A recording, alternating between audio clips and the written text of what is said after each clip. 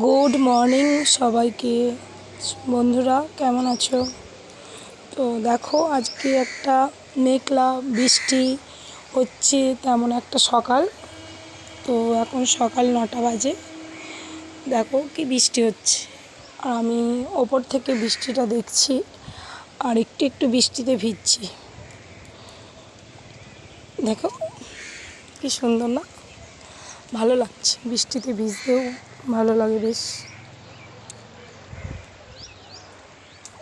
গাছগুলো ঘুরছি, দেখো একটা কমলা লেবুর গাছ, কি সুন্দর। আর মায়ের বাগানটা ভীষণই ভালো লাগে। দেখবে একটা মৌসুম্বি আছে, ভীষণ বড় হয়েছে। এটা দেখা একবার, কত বড় মৌসুম্বিটা।